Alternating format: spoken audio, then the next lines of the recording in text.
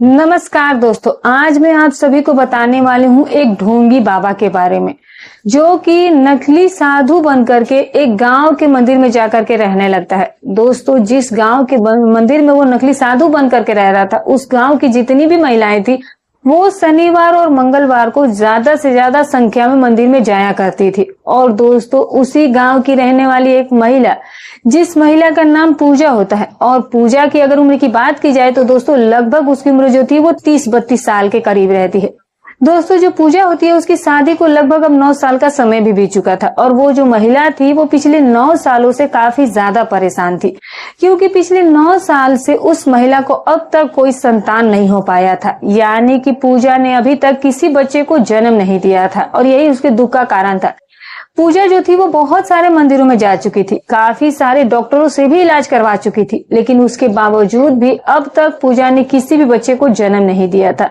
और दोस्तों, एक दिन जो पूजा होती है उसे ये पता लगता है कि उसी के गांव के मंदिर में रहने वाला पुजारी इस चीज की दवा देता है, और उससे 100% लोगों को फायदा होता है। यहाँ पर जो पूजा होती है दोस्तों, वो इस पुजारी का नाम सुन करके अपने मंदिर में दौड़ी भागी जाती है, और फिर वहां पर जाने के बाद दोस्तों इस नकली पुजारी से इस बारे में बातचीत करती है, संपर्क करती है। और फिर उसके बाद ये जो नकली साधु होता है दोस्तों, जो कि नकली पुजारी बन बैठा था, वो इस पूजा नाम की महिला से कहने लगता है कि मैं तुम्हारा ये काम कर दूंगा, लेकिन इस काम के बदले में मुझे भी तुमसे कुछ चाहिए। यहाँ पर दोस्तों जो पूजा होती है वो कहती है कि बाबा आप जो कहेंगे मैं वही काम करने के लिए बिल्कुल तैयार हूँ, लेकिन मेरी जो इच्छा है वो बस आप कैसे भी करके पूरी करवा दीजिए। यहाँ पर दोस्तों ये जो पुजारी होता है ये पूजा से कहने लगता है कि तुम मेरे पास आ गई हो तो ये समझ जाओ कि तुम्हारी जो इच्छा है वो बस पूरी हो चुकी है, लेकिन एक दिन मैं तुम्हें जहाँ पर बुलाऊंगा तुम्हें पहले वहां पर आना होगा। यहाँ पर दोस्तों जो ये पूजा होती है ये पुजारी की बात को एक्सेप्ट कर लेती है, स्वीकार कर लेती है। और फिर जो पुजारी होता है वो पूजा से कहने लगता है कि ठीक है, फिर आज शाम के ठीक 8 बजे तुम इसी मंदिर में आ जाना, और फिर उसके बाद मैं तुम्हें ऐसी दवा दूंगा जिससे कि तुम तुरंत मां बन जाओगी। दोस्तों, पूजा इतनी ज्यादा परेशान थी कि वो पुजारी के किए गए फेंके गए साजिश को नहीं समझ पाई, और उसी दिन लगभग रात के 8 बजे के आसपास के समय हो रहा था, और पूजा नाम की महिला जो है वो इस पुजारी के पास चली जाती है। और फिर दोस्तों इन दोनों के बीच में कुछ ऐसा हो जाता है, इन दोनों के साथ कुछ ऐसा हो जाता है कि जब आप सुनेंगे दोस्तों तो आप भी कल्पना नहीं कर पाएंगे कि भला ऐसे कैसे हो सकता है। और आखिर पुजारी ने पूजा के साथ ऐसा कौन सा काम किया था कि पूजा जो थी वो बेहोश हो गई थी। दोस्तों, ये सारी जानकारी जो है मैं आज इस वीडियो में आपको देने वाली हूँ, तो बस इसीलिए दोस्तों आपसे एक ही रिक्वेस्ट है कि इस वीडियो को पूरा देखिएगा, और वीडियो अच्छा लगे तो एक लाइक जरूर कर दीजिएगा, चैनल को भी सब्सक्राइब कर लीजिएगा। दरअसल दोस्तों आज मैं आप सबको जो घटना बताने जा रही हूँ, इस घटना की जो शुरुआत होती है दोस्तों, ये जो घटना है वो मध्य प्रदेश से निकल करके सामने आई। मध्य प्रदेश के अंदर एक छोटा सा गांव होता है, और जिस गांव के अंदर एक नेहल नाम के लड़के का जन्म होता है। दोस्तों, ये जो दोस्तों निहाल होता है, इस लड़के ने एक ऐसे घर में जन्म लिया था जो कि काफी ज्यादा बिगड़ा हुआ परिवार था। कहने का मतलब ये था कि नेहल के जो माता पिता थे वो काफी ज्यादा बुरे इंसान थे, काफी ज्यादा बिगड़े हुए इंसान थे। निहाल के माता पिता के गांव के अंदर किसी से भी कोई रिश्ता नहीं रखा था, मतलब कि बनती ही नहीं थी। अब समय ऐसे ही बीतने लगता है, और फिर समय के साथ साथ ये जो निहाल होता है ये अब धीरे धीरे बड़ा भी होने लगा था। अब दोस्तों मैं आप सभी को बता दूं एक बात कि ये जो है, आप सभी लोग तो इस बात को अच्छे तरीके से जानते ही होंगे कि जो गुण माता पिता के अंदर होते हैं वो कहीं ना कहीं वो गुण जो है वो बच्चे के भी अंदर आ जाते हैं, चाहे वो बेटा हो या फिर बेटी हो। और दोस्तों फिर धीरे धीरे जैसे ये निहाल जो है वो जैसे ही अब अपने घर में अपने माता पिता के साथ बड़ा होता है दोस्तों, तो फिर इसके चलते जो माता पिता के कुछ गुण होते हैं वो कुछ गुण उसके माता पिता वाले निहाल में भी आ गए थे। अब निहाल भी वही कारनामे करने लग जाता है जो कि उसके माता पिता किया करते थे। और फिर कहीं ना कहीं दोस्तों निहाल से भी गांव के जो लोग थे वो काफी ज्यादा परेशान हो गए थे। परेशानी का कारण ये था दोस्तों कि जो निहाल होता है वो निहाल जो है वो कभी भी किसी से कोई तरह की भी छेड़खानी कर दिया करता था, और जिसकी वजह से गांव के लोग जो थे वो काफी ज्यादा इनके पूरे परिवार से चिढ़ते थे और परेशान रहा करते थे। लेकिन फिर भी दोस्तों कैसे भी करके निहाल की जो अब उम्र होती है वो लगभग 21 साल के करीब हो चली थी। उसका भी स्वभाव जो था वो ठीक नहीं था। लेकिन जब लड़का नेहल 21 साल के करीब हो जाता है, और तभी जो नेहल के माता पिता होते हैं वो फिर आगे पीछे दोनों ही इस दुनिया को छोड़ करके चले जाते हैं, यानी कि कुछ समय के अंतराल पर माता और पिता जो थे वो दोनों ही उन्हें छोड़ करके उसे चले गए थे। अब जो निहाल था वो अकेले अपने जीवन को बिताने के लिए मजबूर हो गया था, क्योंकि अब उसके सर से माता और पिता दोनों का ही साया उठ चुका था। अब ये लड़का जो था वो अब अपने घर पर अकेला ही रह गया था। अब तो उसका दिल लगा नहीं करता था। अब दोस्तों आप सभी को पता है कि अब इसमें कोई इंसान कर भी क्या सकता है। नेहाल अपने माता पिता के जाने के बाद पूरी तरीके से अंदर से टूट सा गया था, लेकिन फिर धीरे धीरे वक्त ऐसे ही बीतने लगता है और फिर जो निहाल होता है वो अब माता पिता को भुलाने की भी कोशिश करने लगा था। और दोस्तों लगभग 7 साल का ये जो समय होता है वो निहाल जो है वो अपने गांव में ऐसे ही अकेले ही गुजार देता है। अब दोस्तों जो निहाल होता है उसकी अब उम्र 27-28 साल के करीब हो चली थी। अब तक उसकी नेहाल की शादी नहीं हो पाई थी। अब उसकी शादी करेगा कौन और कौन करवाता। वैसे निहाल के माता पिता भी अब तो थे नहीं, और ऊपर से उसका जो कैरेक्टर था और जो उसका स्वभाव था वो भी उसका चारों तरफ फेमस हो गया था कि एक ऐसे खानदान से जिनका कोई ठिकाना नहीं होता और जिनके संस्कार ठीक नहीं है। इसीलिए दोस्तों निहाल को कोई भी अपनी लड़की देने के लिए तैयार ही नहीं हो रहा था। और फिर उसके बाद ये जो लड़का होता है दोस्तों, ये लड़का इस चीज को लेकर के अब काफी ज्यादा परेशान रहने लगा था। अब ये जिंदगी से अपने काफी ज्यादा दुखी हो चुका था और फिर परेशान होकर के दोस्तों ये लड़का जो है वो अपने ही कुछ गांव और कुछ लड़कियां जो होती है उनके साथ ये कई तरह की उटपटांग हरकतें और बातें करना शुरू कर देता है। अब दोस्तों ये जिनके भी साथ गलत किया करता था, गलत व्यवहार करता था, वही महिलाएं वो लड़कियां जो है वो अपने घर पर सारी बातें जाकर के निहाल के बारे में बता दिया करती थी। अब गांव के जो सभी लोग हैं वो इकट्ठे होते हैं और फिर वो इस निहाल को सबक सिखाने के बारे में सोचने लग जाते हैं। और वो लोग ये सोचते हैं कि ये जो लड़का है अगर इसी तरीके से चलता रहा तो फिर एक दिन ये लड़का जो है वो बहुत बुरा कर सकता है, किसी के साथ कुछ भी कर सकता है। तो इसीलिए इसे बुरा करने से पहले इसे ठिकाने लगाना जरूरी है। गांव के लोग जो है वो एक दिन मीटिंग करके शाम को मुलाकात करते हैं और दूसरे दिन की प्लानिंग जो है वो कर ली जाती है। लेकिन दोस्तों उससे पहले ही निहाल के पास एक खबर आ जाती है। इस तरीके से जो निहाल होता है उसके लिए पूरे गांव के अंदर मीटिंग चल रही थी, ये बात उसे भी पता चल जाती है और तुम्हारे साथ कुछ ना कुछ किया जाने वाला है। इसलिए तुम्हारे लिए यही भला है कि तुम इस गांव को हमेशा हमेशा के लिए छोड़कर कहीं भी निकल जाओ। यहाँ पर दोस्तों जब निहाल किसी के थ्रू ये बात उसे पता लगती है तो फिर वो भी डर जाता है और वो भी सोचने लग जाता है, क्योंकि वैसे मुझे यहाँ पर बचाने वाला कोई है नहीं, मैं तो ऐसे भी अकेला रहता हूँ। ये लोग हो सकता है कि मुझे मारे भी और शायद मेरी जान तक चली जाए, हो सकता है ये मेरे साथ कुछ भी कर सकते हैं। इसीलिए जो दोस्तों निहाल होता है ये 27-28 साल की उम्र में अपने घर अपने गांव को हमेशा के छोड़ करके वहां से ये डर के चुपके से निकल जाता है, यानी कि वहां से ये भाग जाता है। अब दोस्तों आप सभी को पता है कि इस लड़के के अंदर इतनी भी दिमाग नहीं थी कि ये कोई काम कर ले, अपने आप को सुधार ले, अपने आप को कुछ अच्छा इंसान बना ले। और ये जो है वो अब धीरे धीरे दूसरे गांव में जाकर के घूमना शुरू कर देता है, ऐसे गांव में जहां पर इसे कोई जानता ना हो। कभी बस स्टैंड पर, कभी स्टेशन पर, कभी रेलवे स्टेशन पर। कहने का मतलब यह है दोस्तों कि आसपास वहां पर जहां पर ज्यादा भीड़ इकट्ठी होती थी वहीं पर ये लड़का जो है वो अब रुकने लगा था और लोगों से मांग मांग करके अब ये खाना शुरू कर देता है। अब दोस्तों इस लड़के को भीख मांगने की आदत लग जाती है और इसीलिए कभी ये बस स्टैंड पर तो कभी रेलवे स्टेशन पर जाकर के लोगों से ये भीख मांगना शुरू कर देता है। और फिर इसी तरीके से दोस्तों इस निहाल का जो पेट था वो अब अच्छे तरीके से चल भी रहा था और आराम से उसकी जिंदगी कट रही थी। लेकिन निहाल ने अभी भी ये नहीं सोचा था कि उसे कोई अच्छा सा काम करना चाहिए, नौकरी करनी चाहिए और उसे खुद को सुधारना चाहिए। यानी कि जो ये लड़का होता है पिछले 1-1.5-2 सालों तक अपने आसपास के रेलवे स्टेशन पर, बस स्टैंड पर भीख मांग करके अपना पेट भर लिया करता था। और तभी दोस्तों एक दिन ये जो लड़का होता है ये बस स्टैंड पर बैठा हुआ था और इसके पास फटे पुराने कपड़े इसने पहन रखे थे। और तभी बस स्टैंड के पास एक गाँव का ही एक लड़का, जिस लड़के का नाम सोनू होता है, सोनू जो है वो अभी केवल 21 साल की उम्र का लड़का था और वो लड़का जो था वो काफी ज्यादा दयालु किस्म का था। अब जब सोनू को ये लड़का निहाल दिखाई देता है फटे पुराने कपड़े में, जिसकी हालत ये खराब दिखता है, तभी दोस्तों ये क्या करता है कि ये लड़का सोनू जो होता है वो निहाल के पास चला जाता है और फिर वो उस लड़के से बातचीत करने लगता है और फिर इसे पूरी तरह से उसकी कहानी सुनना शुरू कर देता है। यहाँ पर जो निहाल होता है वो अपनी पूरी परिस्थितियों के बारे में बताना शुरू करता है, लेकिन वो झूठ बता रहा था।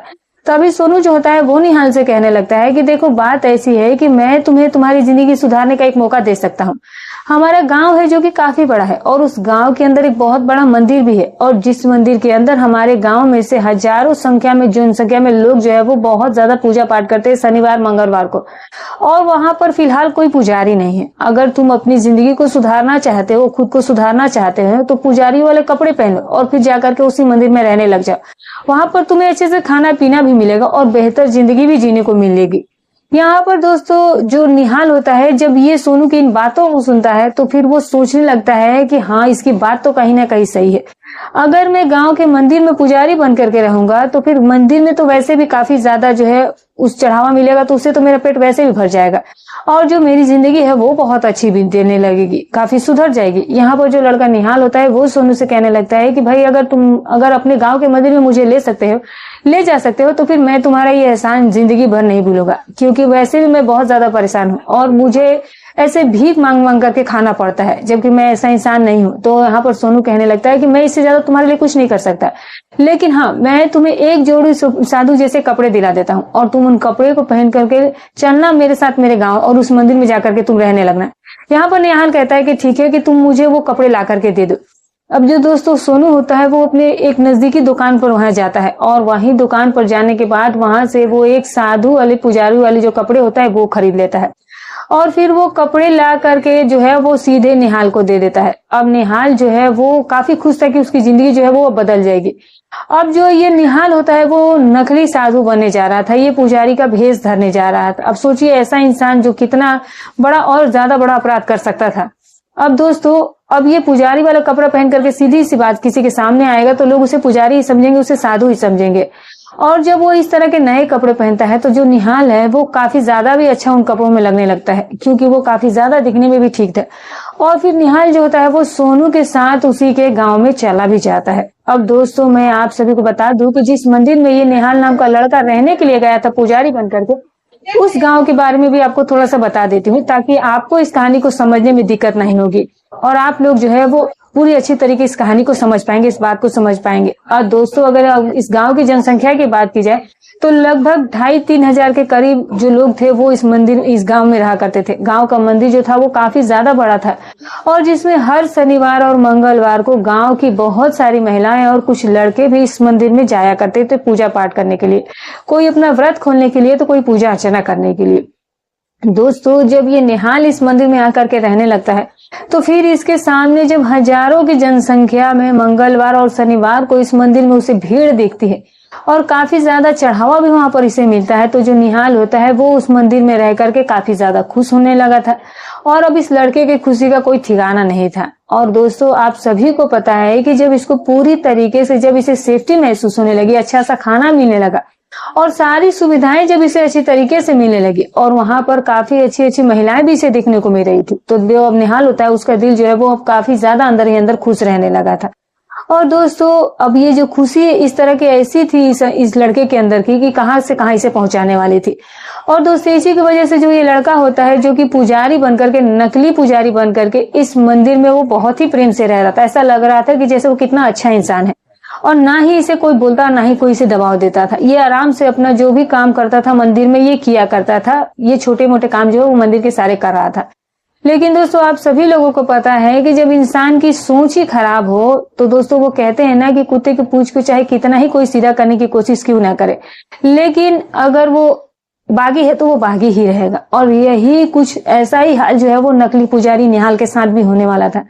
इसे अब काफी अच्छी जिंदगी जो थी वो मिल रही थी बिताने के लिए, लेकिन इसे इतने में भी चैन नहीं पड़ा। ये आगे चल करके कुछ ऐसा करने वाला था दोस्तों कि जिसके बारे में कोई कल्पना नहीं कर सकता था।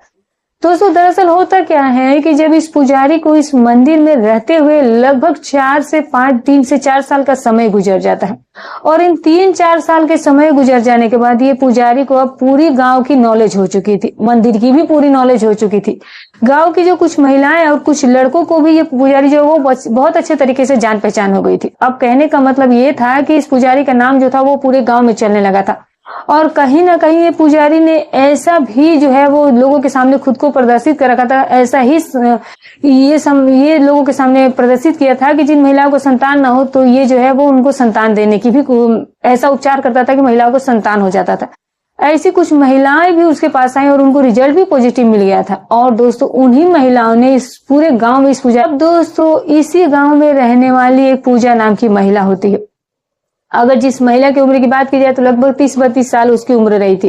अब क्योंकि इस गांव में कुछ महिलाओं ने इस पंडित के बारे में ये चारों तरफ शोर मचा दिया था कि ये जो है वो ऐसा दावा करता है कि जो प्रेग्नेंट नहीं हो रही औरतें वो प्रेग्नेंट हो जाती हैं। अब ये महिला जो पूजा थी, ये 9 साल इसके शादी को हो चुके थे और अब तक इसे कोई बच्चा नहीं हुआ था और ये इस चीज को लेकर के काफी ज्यादा परेशान थी। हालांकि उसने इसके लिए काफी ज्यादा इलाज भी करवाया, कई सारी मंदिर में जाकर मन्नत भी मांगी, कई जगह उसने सारा उपाय किए, लेकिन अभी तक पूजा की ये मनोकामना और ये इच्छा जो थी वो पूर्ण नहीं हो पा रही थी। और पूजा जो है अब इसी चीज और इसी समस्या को लेकर हमेशा ही परेशान रहती थी। लेकिन दोस्तों अभी तक पूजा की समस्या का कहीं भी समाधान नहीं मिल पाया था। ना तो डॉक्टर कुछ इसका समाधान कर पाए और ना ही कोई मंदिर में जाने, किसी साधु तांत्रिक किसी ने इसका कोई उपाय किया। ये बहुत ज्यादा परेशान थी। लेकिन दोस्तों एक दिन इसी पूजा के पास इस गांव की ही रहने वाली एक महिला इसे आ करके बताती है कि तू दूर दूर इस समस्या को लेकर के जाती है, लेकिन तुझे अपने ही गांव के मंदिर में रह रहा एक पुजारी इस चीज के अच्छे से इलाज करता है और इसका दवा वो जो है वो बहुत अच्छा से देता है। और अगर एक बार इंसान वो दवा ले ले तो फिर उसकी मनोकामना जरूर पूरी हो जाती है। तो तुम ऐसा करो कि तुम इस बार इस शनिवार को तुम उसी पुजारी के पास जाओ, वो तुम्हारी बीमारी का इलाज जरूर कर देगा। और वैसे भी तो तू गांव के मंदिर में वैसे भी महीने 2 महीने में जाती है। तो यहाँ पर दोस्तों जो पूजा होती है वो कहने लगती है कि अभी तक तो मुझे इस चीज के बारे में खबर ही नहीं थी कि ये ऐसा कोई इलाज करता है। मैं तो अपने मंदिर कई बार भी जा चुकी हूँ, तो चलो मैं इस बार शनिवार को जाकर के बाबा से जरूर बातचीत करूंगी और अपनी समस्या बताऊंगी। तो दोस्तों पूजा क्या करती है कि अब जैसे ही शनिवार आता है तो शनिवार आने के बाद दोस्तों ये जो पूजा होती है अपने घर से तैयार होकर के मंदिर में निकल जाती है। और फिर मंदिर में जाने के बाद दोस्तों ये लगभग 28 साल के करीब पुजारी, जिसका नाम निहाल होता है, जो कि 32 साल का वो भी हो चुका था।